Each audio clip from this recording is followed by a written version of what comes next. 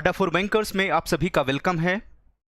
And जितने भी candidates हमारे साथ में कनेक्ट हो गए हैं भाई, सभी को गुड इवनिंग और सभी का वेलकम है।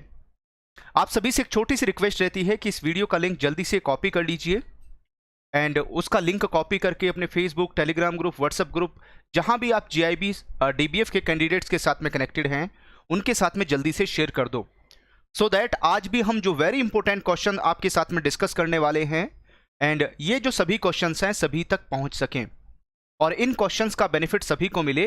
तो यहां पर इसको जल्दी से शेयर कर दो और लगातार आपका जो एग्ज़ाम है, आपका जो एग्ज़ाम मई 2021 में होने वाला है, जिसमें लगभग 1 महीना बचा है। आफ्टर 1 मंथ आपका एग्ज़ाम कंडक्ट होना है जीआईबी का, उसकी हम लगातार आपको प्रिपरेशन करा रहे हैं। एंड आज भी मैं आप सभी को लीगल के कुछ वेरी इंपॉर्टेंट क्वेश्चंस कराने वाला हूं। इन सभी क्वेश्चंस को आपको अटेम्प्ट करना है और उसके बाद में मेरे साथ में अपना स्कोर शेयर कीजिएगा कि आपने कितना स्कोर किया है इन इंपॉर्टेंट क्वेश्चंस को अटेम्प्ट करने के बाद में। तो दिस इज क्लास नंबर 43 और इससे पहले हम आपको 42 क्लासेस कंप्लीट करा चुके हैं। Are you ready to attempt this questions? जल्दी से कमेंट करके बताएं और क्वेश्चंस का सिलसिला स्टार्ट करते हैं। तो ये रहा पहला क्वेश्चन, फर्स्ट क्वेश्चन आपके सामने स्क्रीन पर। इस क्वेश्चन को आपको ध्यान से पढ़ना है और उसके बाद में मेरे साथ में अपना आंसर शेयर करना है। क्वेश्चन है, bank get protection for payment of order cheques with forge endorsement a bank should insure that. Option number A, payment is made in due course. Option number B, endorsement is not forged. Option number third कहता है drawer has arrested signatures of the payee. और option number 4 कहता है both first and second. What is the correct answer of this question? इस question का correct answer क्या है वो आपको मेरे साथ में शेयर करना है। तो अगर मैं इस क्वेश्चन के करेक्ट आंसर की बात करूं, it will B payment is made in due course. यहां पर अगर एज पर सेक्शन 10 है ना, पेमेंट इन ड्यू कोर्स है, अवेलेबल है, पेमेंट एंड ड्यू कोर्स के अकॉर्डिंग यहां पर अगर पेमेंट की गई है ना, भुगतान किया गया है, तो उस केस में यहां पर बैंक को प्रोटेक्शन मिल जाएगा। क्योंकि अगर हम एंडोर्समेंट की बात करते हैं, एंडोर्समेंट का जो केस होता है उसमें बैंक को प्रोटेक्शन मिल जाती है, क्योंकि बैंक यहां पर जो पेइंग बैंकर है वो वेरिफिकेशन नहीं कर सकता। चलिए बढ़ते हैं हम लोग आगे, क्वेश्चन नंबर 2 की तरफ मूव करेंगे और क्वेश्चन नंबर 2 का करेक्ट आंसर मुझे आप सभी की तरफ से चाहिए। क्वेश्चन नंबर 2 क्या कहता है? ए लिमिटेड लायबिलिटी पार्टनरशिप यानी LLP is to be registered with. Option number A 1 कहता है registrar of firms. Option number 2 की बात करूं, registrar of assurance. Option number 3 की बात करते हैं registrar of companies. Option number 4 की बात करते हैं registrar of cooperative societies. What is the correct answer of this question? इस क्वेश्चन का करेक्ट आंसर क्या है? तो भाई अगर हम LLP के रजिस्ट्रेशन की बात करते हैं, लिमिटेड लायबिलिटी पार्टनरशिप फर्म के रजिस्टर्ड होने की बात करते हैं, तो इसका जो रजिस्ट्रेशन है वो किसके पास होता है? इसका रजिस्ट्रेशन होता है ROC के पास। किसके पास? ROC के पास इसका रजिस्ट्रेशन हो जाता है। चलिए बढ़ते हैं हम लोग आगे, क्वेश्चन नंबर 3 की तरफ मूव करते हैं। क्वेश्चन नंबर 3 मॉड्यूल डी से क्वेश्चन पूछा गया है। Question number 3, RTI act 2005 applicant for information can be got by. अगर हम राइट टू इंफॉर्मेशन एक्ट 2005 की बात करते हैं, इसमें अगर किसी एप्लीकेंट को इंफॉर्मेशन चाहिए तो यहां पर जो एप्लीकेंट है वो इंफॉर्मेशन कौन ले सकता है? इसमें से ये इंफॉर्मेशन कौन ले सकता है? Option number 1 only Indian citizen.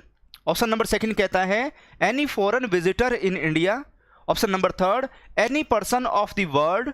और ऑप्शन नंबर 4 कहता है any authorise Indian citizen. What is the correct answer of this question? इस क्वेश्चन का करेक्ट आंसर क्या है वो आपको मेरे साथ में शेयर करना है। तो यहां पर अगर मैं इस क्वेश्चन के करेक्ट आंसर की बात करूं, that will B only Indian citizen. जो इंडियन सिटीजन है उसी को राइट टू इंफॉर्मेशन एक्ट 2005 में इंफॉर्मेशन प्रोवाइड की जा सकती है। किसी फॉरेनर को RTI में इंफॉर्मेशन नहीं प्रोवाइड करेंगे। जो कंपनीज होती हैं, फर्म होती हैं, उनको भी RTI में इंफॉर्मेशन नहीं मिलती। ओनली जो इंडियन सिटीजन है उन्हीं को ये इंफॉर्मेशन प्रोवाइड की जा सकती है। चलिए बढ़ते हैं हम लोग आगे, क्वेश्चन नंबर 4 की तरफ मूव करेंगे। Question number 4, which act deal with anti money laundering measures? अगर हम एंटी मनी लॉन्ड्रिंग मेजर्स को लेकर बात करते हैं तो एंटी मनी लॉन्ड्रिंग से रिलेटेड है ना, जो ब्लैक मनी को व्हाइट मनी में कन्वर्ट करने का जो प्रोसेस होता है ना, उसको यहाँ पर रोकने के लिए, that is money laundering activities, तो उसके लिए यहाँ पर जो एक्टिविटीज की जाती हैं that is anti money laundering. तो it is cover under which of the following act? Option number 1 RBI act 1934, option number 2 ALM act 2002, option number 3 PML act 2002 और ऑप्शन नंबर 4 कहता है NI एक्ट 1881। तो यहाँ पर reserve bank of India act 1934 है। उसके बाद में अगर हम यहाँ पर बात करें ALM एक्ट 2002 या prevention and money laundering act 2002 है या नेगोशिएबल इंस्ट्रूमेंट एक्ट 1881 है। तो इस क्वेश्चन का जो करेक्ट आंसर है that will be option number 3। अगर मैं एंटी मनी लॉन्ड्रिंग एक्टिविटीज की बात करता हूं, इनसे रिलेटेड जो मेजर्स हैं these are cover under prevention and money laundering act 2002 में कवर हो जाते हैं। चलिए बढ़ते हैं हम लोग आगे, क्वेश्चन नंबर 5 की तरफ मूव करेंगे। लेकिन क्वेश्चन नंबर 5 की तरफ मूव करने से पहले मैं आपको बता देता हूं कि अभी हाल ही में 30 मार्च से एक बिल्कुल नया बैच स्टार्ट हुआ है GIB का। इसका नाम है GIB टारगेट बैच 7.0। 2 क्लासेस हुई हैं, एनरोलमेंट पर दोनों के रिकॉर्डेड वीडियोस आपको तुरंत मिल जाएंगे। एंड यहां पर अगर आप अपनी GIB की प्रिपरेशन विद इन 1 मंथ, 1 महीने में तीनों पेपर का सिलेबस कंप्लीट करना चाहते हैं, अगर आप तीनों पेपर का जो सिलेबस है विद इन 1 मंथ, 1 महीने में कंप्लीट करना चाहते हैं और अब की बार टारगेट कर रहे हैं कि आपका GIB का एग्जाम मई 2021 में फर्स्ट अटेम्प्ट, सिंगल अटेम्प्ट में क्लियर हो जाए, तो आप यहां पर GIB टारगेट बैच 7.0 से यहां पर ये बैच आपको हेल्प करेगा आपका exam first attempt, single attempt में क्लियर करने में। इसमें 78% का डिस्काउंट है। इसके लिए आपको कूपन कोड यूज करना होगा Y195। इस बैच का लिंक आपको वीडियो के डिस्क्रिप्शन में और कमेंट में मिल जाएगा, जिसके ऊपर आप क्लिक करके अभी एनरोलमेंट करें और आज से ही लाइव क्लासेस ज्वाइन करें। 1 महीना बचा है आपके एग्जाम में, 1 महीने में पूरा सिलेबस कंप्लीट कर लीजिए, है ना, और मई 2021 के बाद बस CIB की तैयारी स्टार्ट कर दीजिए। चलिए बढ़ते हैं हम लोग आगे, क्वेश्चन नंबर 5 की तरफ मूव करेंगे। क्वेश्चन नंबर 5 आपके सामने स्क्रीन पर है, the responsibility to mint a coin with. अगर हम इंडिया में बात करें, कॉइन्स को मिंट करने की रिस्पॉन्सिबिलिटी किसकी है? ऑप्शन नंबर 1 कहता है रिजर्व बैंक ऑफ इंडिया की रिस्पॉन्सिबिलिटी है ये। ऑप्शन नंबर 2 की बात करूं, करेंसी चेस्ट की रिस्पॉन्सिबिलिटी है ये। ऑप्शन नंबर 3 की बात करूं, गवर्नमेंट ऑफ इंडिया की रिस्पॉन्सिबिलिटी है। ऑप्शन नंबर 4 की बात करूं, all of the above. What is the correct answer of this question? इस क्वेश्चन का करेक्ट आंसर क्या है वो आपको मेरे साथ में शेयर करना है। तो भाई यहां पर जब भी कॉइन्स को मिंट करने की बात आती है या 1 रुपए को प्रिंट करने की बात आती है, तो ये जो रिस्पॉन्सिबिलिटी है वो किसकी है? सेंट्रल गवर्नमेंट की होती है। किसकी होती है? सेंट्रल गवर्नमेंट की। अगर मैं 2 रुपीज से लेकर 10,000 रुपीज तक के नोट को प्रिंट करने की बात करूं, तो ये नोट प्रिंट करने की जो रिस्पॉन्सिबिलिटी है वो किसकी? Reserve bank of India RBI की होती है। चलिए बढ़ते हैं हम लोग आगे, क्वेश्चन नंबर 6 की तरफ मूव करेंगे। Question number 6, which of the following committee recommended the nomination facilities were extended to bank? इनमें से वो कौन सी कमेटी है जिसकी रिकमेंडेशंस पर जो नॉमिनेशन फैसिलिटीज है वो बैंकिंग सेक्टर में इंप्लीमेंट की गई? ऑप्शन नंबर 1 कहता है it is on the recommendation of Ghosh committee. Option number 2 on the recommendation of Vyas committee. Option number 3 on the recommendation of तलवार कमेटी और option number 4 on the recommendation of Rangarajan committee. इनमें से वो कौन सी committee है जिसकी रिकमेंडेशंस पर जो नॉमिनेशन फैसिलिटीज हैं वो बैंकिंग सेक्टर में इंप्लीमेंट की गई? तो इसके लिए जो रिकमेंडेशन है वो किसने दी थी? तलवार कमेटी। तलवार कमेटी की रिकमेंडेशंस पर जो नॉमिनेशन फैसिलिटीज हैं वो बैंकिंग सेक्टर में यहां पर एक्सटेंड की गई। चलिए बढ़ते हैं हम लोग आगे, क्वेश्चन नंबर 7 की तरफ मूव करेंगे। क्वेश्चन नंबर 7 आपके सामने स्क्रीन पर है।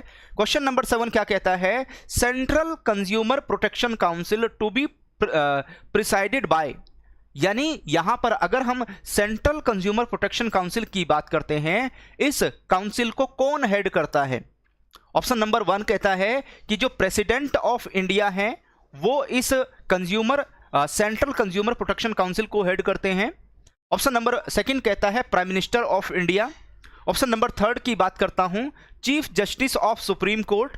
और ऑप्शन नंबर 4 कहता है कंज्यूमर अफेयर्स मिनिस्टर। इनमें से वो कौन है जो यहां पर सेंट्रल कंज्यूमर प्रोटेक्शन काउंसिल को हेड करता है? है ना। और यहां पर अगर हम लोग बात करें, जो सेंट्रल कंज्यूमर प्रोटेक्शन काउंसिल होती है, इसको एक साल में एक मीटिंग कंडक्ट करना, कम से कम एक मीटिंग कंडक्ट करना यहाँ पर मैंडेटरी होता है। इसके लिए एक मीटिंग तो करनी ही करनी है, कम से कम। मैक्सिमम कितनी भी कर सकते हैं, मैक्सिमम के ऊपर कोई रिस्ट्रिक्शन नहीं है, लेकिन कम से कम एक मीटिंग तो एक साल में होनी ही चाहिए। तो इसको काउंसिल को कौन हेड करता है? तो ये जो काउंसिल है वो हेड की जाती है consumer affairs minister in central government. किसमें? जो सेंट्रल गवर्नमेंट होती है, सेंट्रल गवर्नमेंट में यहां पर जो कंज्यूमर अफेयर्स मिनिस्टर होंगे वो इसको हेड करते हैं, वो इसको प्रिसाइडेड करते हैं। चलिए बढ़ते हम लोग आगे, क्वेश्चन नंबर 8 की तरफ मूव करेंगे। क्वेश्चन नंबर 8 आपके सामने स्क्रीन पर है। A delivers his old car valued at ₹2 lakh to B. यहां पर ए नाम का एक व्यक्ति है और वो अपनी पुरानी कार, ओल्ड कार, जिसकी वैल्यू 2 लाख रुपए है ना, वो बी को यहां पर डिलीवर कर देता है। A car dealers in exchange for a new car. नए कार के बदले में, है ना, पुरानी कार लेकर उसको, है ना, नई कार दे देता है। And page the difference in cash. और जो बीच का डिफरेंस अमाउंट है वो यहां पर कैश में पेमेंट हो जाता है। तो इस केस में आपको बताना है ये क्या है, किस चीज को डिनोट करता है। ऑप्शन नंबर 1 कहता है it is a contract of sale, ये कॉन्ट्रैक्ट ऑफ सेल है। ऑप्शन नंबर 2 कहता है ये एग्रीमेंट टू सेल है। ऑप्शन नंबर 3 कहता है ये एक्सचेंज में काउंट होगा यहां पर। ऑप्शन नंबर 4, या ये बार्टर होगा, गुड्स के बदले गुड्स को एक्सचेंज किया जा रहा है। तो आपको बताना है इनमें से कि मोस्ट अप्रोप्रिएट आंसर कौन सा है।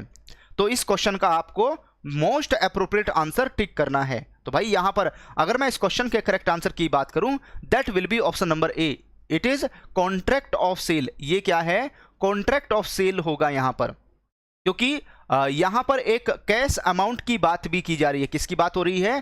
कैश अमाउंट की बात हो रही है। और कार को पहले एक जो प्राइस है वो डिसाइड किया गया, उसमें फिर ओल्ड कार और जो भी डिफरेंस अमाउंट है कैश है उसका पेमेंट हो रहा है। तो it will be cover under the contract of cell.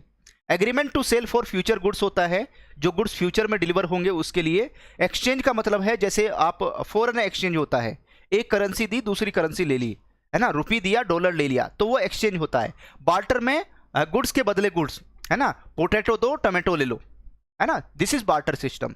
चलिए बढ़ते हम लोग आगे, क्वेश्चन नंबर 9 की तरफ मूव करते हैं। The delivery of goods by one person to another for some specific purpose and time is known as. जब यहां पर किसकी गुड्स की डिलीवरी होती है एक पर्सन से दूसरे पर्सन के पास फॉर दी स्पेसिफिक पर्पज, है ना, किसी स्पेसिफिक उद्देश्य के लिए, तो इसे किस नाम से जाना जाएगा? ऑप्शन नंबर ए कहता है it is known as mortgage.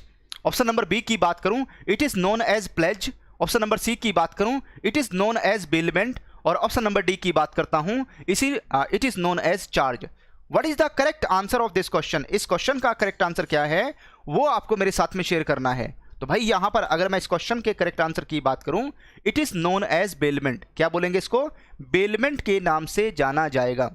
जो कॉन्ट्रैक्ट ऑफ बेलमेंट की बात करते हैं, कॉन्ट्रैक्ट ऑफ बेलमेंट में एक पर्सन दूसरे पर्सन को यहां पर गुड्स डिलीवर करता है फॉर द स्पेसिफिक पर्पज। जैसे ही पर्पज फुलफिल हो जाएगा उन गुड्स को यहां पर वापस रिटर्न कर दिया जाएगा जो भी यहां पर उसका ओनर होगा, है ना। लाइव क्लासेस में इस टॉपिक को हम एक शर्मा जी और वर्मा जी के एग्जाम्पल से समझते हैं, है ना। आपने देखा होगा जब लाइव क्लासेस में इसके बारे में हम डिस्कस करते हैं तो वहां पर एक एग्जाम्पल हम आपके सामने कोट करते हैं, शर्मा जी और वर्मा जी। तो वहां पर किस तरीके से कॉन्ट्रैक्ट ऑफ बेलमेंट का यूज होता है। तो अगर आपको ये सारे कॉन्सेप्ट डिटेल में लर्न करने हैं तो आप हमारे साथ में लाइव क्लासेस में कनेक्ट हो, लाइव क्लासेस में जुड़े। लिंक आपको वीडियो के डिस्क्रिप्शन में और कमेंट में मिल जाएगा। 78% का डिस्काउंट अभी कंटिन्यू है ना, कभी भी ये डिस्काउंट रिमूव हो सकता है। इसके लिए आपको कूपन कोड Y195 यूज करना होगा तो डिस्काउंट आपको मिल जाएगा। और ये सारे कॉन्सेप्ट डिटेल में लर्न कीजिए। चलिए बढ़ते हैं हम लोग आगे, क्वेश्चन नंबर 10 की तरफ मूव करते हैं। क्वेश्चन नंबर रिमूव कर देते हैं, है ना। A foreclosure must be filed within. तो यहां पर जो एक फोरक्लोजर है वो कितने समय के अंदर अंदर हो सकता है? तो दैट विल बी 30 ईयर्स, 30 साल के लिए होगा। कितने समय के लिए? 30 साल के लिए, 30 ईयर्स के लिए ये फोरक्लोजर हो जाएगा। तो आपको यहां पर टिक करना है किसके ऊपर? 30 ईयर्स के ऊपर। किसके ऊपर टिक करेंगे? 30 ईयर्स के ऊपर, ठीक है। तो इन 10 क्वेश्चन को 10 क्वेश्चन को अटेम्प्ट करने के बाद में 10 क्वेश्चन को अटेम्प्ट करने के बाद में आज का आपका स्कोर कितना है वो जल्दी से मेरे साथ में शेयर कर दीजिए। फटाफट शेयर कर दीजिए। What is the score? आपका स्कोर कितना है? अगर आप ये तो अभी हम आपको आधे नंबर के हाफ मार्क्स के जो क्वेश्चंस हैं, है ना, अभी तो हमने हाफ मार्क्स के जो क्वेश्चंस हैं उनकी आपको प्रैक्टिस कराई है, आधे नंबर के जो क्वेश्चंस हैं उनकी आपको प्रैक्टिस कराई है। और अगर आप 2 मार्क्स और 1 मार्क्स के क्वेश्चन केस स्टडीज़ की प्रैक्टिस करना चाहते हैं, क्योंकि इस तरह के जो कॉन्सेप्ट हैं वो केस स्टडीज़ के फॉर्म में भी आपके एग्जाम में पूछे जाते हैं, तो इसके लिए आप हमारे साथ में कनेक्ट हों 900 केस स्टडीज़ के बैच में। ये बैच बहुत जल्दी स्टार्ट होने जा रहा है, इसका लिंक आपको वीडियो के डिस्क्रिप्शन में और कमेंट में मिल जाएगा। इसमें 78% का डिस्काउंट भी चल रहा है और इसके लिए आपको कूपन कोड यूज़ करना होगा Y195, है ना। कैसे इस बैच में एनरोलमेंट करना है आइए उसको समझ लीजिए। जो लिंक आपको वीडियो के डिस्क्रिप्शन में और कमेंट में दिया गया है उसके ऊपर आप जैसे ही क्लिक करेंगे तो आप यहाँ पर 900 केस स्टडीज़ वाले स्क्रीन पर आ जाएंगे, या आप अपने ब्राउजर में टाइप करें adda247.com। ये टाइप करने के बाद में थोड़ा सा स्क्रॉल कीजिएगा, यहाँ पर आपको फर्स्ट लाइन में मिल जाएगा JAIIB, इसके ऊपर आपको क्लिक करना है। जैसे आप इसके ऊपर क्लिक करेंगे तो फर्स्ट नंबर पे आपको मिल जाएगा 900 केस स्टडीज़ JIB एग्जाम 2021। ये बिल्कुल नया बैच है, इसके ऊपर आपको क्लिक करना है। लिंक के ऊपर आप जब क्लिक करेंगे तो सीधा यहाँ पर आ जाएंगे आप, और इसका जो प्राइस है 6449 है। आपको व्यू ऑफर के ऊपर क्लिक करना है। जैसे ही आप व्यू ऑफर के ऊपर क्लिक करेंगे, तो आपको क्या करना है, यहाँ पर सबसे पहले अपनी जो ईमेल आईडी है उसको टाइप करें। अपनी ईमेल आईडी टाइप करने के बाद में यहाँ पर आपको कूपन कोड टाइप करना है Y195, है ना। जो कूपन कोड Y195 है ये आपको टाइप करना है और अप्लाई के ऊपर क्लिक करना है। जैसे ही आप अप्लाई के ऊपर क्लिक करेंगे कूपन कोड Y195 से आपको 4965 लगभग 5000 रुपीज़ का डिस्काउंट मिल जाएगा। और ये 900 केस स्टडीज़ का जो कंप्लीट बैच है ये आपको 1483 रुपीज़ में मिल जाएगा। आप में से जितने भी कैंडिडेट्स यहाँ पर 1 महीने में JIB का सिलेबस कंप्लीट करना चाहते हैं तो JIB टारगेट बैच 7.0 आपके लिए बहुत सही रहेगा। इसके ऊपर आपको क्लिक करना है। जैसे आप इसके ऊपर क्लिक करेंगे इसका प्राइस 11,099 रुपीज़ है। आपको व्यू ऑफर के ऊपर क्लिक करना है। जैसे आप व्यू ऑफर के ऊपर क्लिक करेंगे सबसे पहले अपनी जो ईमेल आईडी है उसको टाइप करें। ईमेल आईडी टाइप करने के बाद में कूपन कोड Y195 टाइप करें और अप्लाई के ऊपर क्लिक कर दीजिए। तो यहाँ पर 8,500 रुपीज़, 8,500 रुपये का आपको डिस्काउंट मिल जाएगा कूपन कोड Y195 से। और यहाँ पर 2,552 रुपीज़, 2552 रुपये में ये आपको मिल जाएगा। अगर आपको चाहते हैं कि आपको 900 केस स्टडीज़ का बैच भी मिल जाए, 7.0 यहाँ पर जो बैच है वो भी मिल जाए आपको, इसके साथ साथ आपको मॉक टेस्ट भी मिल जाए, फुल लेंथ मॉक टेस्ट जिसमें लगभग 4000 क्वेश्चंस हैं, और यहाँ पर रिकॉर्डेड वीडियोज़ भी मिल जाएँ आपको प्रीवियस क्लासेस की, तो इसके लिए JIB का महापैक आपके लिए परफेक्ट रहेगा। इसके ऊपर आपको क्लिक करना है। जैसे ही आप इसके ऊपर क्लिक करेंगे तो इसमें यहाँ पर सब कुछ आपको मिल जाएगा, है ना। इसका जो प्राइस है वो 15,999 इसीलिए है क्योंकि इसमें आपको सारे बैच प्रोवाइड किए जा रहे हैं। जो भी JIB या DBF में ऑफर किया जा रहा है या आने वाले टाइम में 2 महीने में जो भी ऑफर होगा वो सब कुछ इसमें ऑटोमेटिक इंक्लूड होता चला जाएगा। तो इसमें भी आपको कूपन कोड Y195 यूज़ करना है और अप्लाई के ऊपर क्लिक कर दीजिए। जैसे ही आप अप्लाई के ऊपर क्लिक करेंगे तो यहाँ पर तुरंत आपको डिस्काउंट मिल जाएगा 12,000 रुपीज़ का, और ये JIB का महापैक आपको 3,679 रुपीज़ में कंप्लीट JIB का महापैक मिल जाएगा। ठीक है, तो JIB के महापैक का लिंक मैं आपके साथ में चैट में शेयर कर रहा हूँ, जिसके ऊपर क्लिक करके आप डायरेक्टली ज्वाइन कर सकते हैं, है ना। और कूपन कोड यूज़ करें Y195। ठीक है, तो चलिए फिर हम आज का सेशन यहीं पर वाइंड अप करते हैं। Thank you all of you, happy learning, जय हिंद।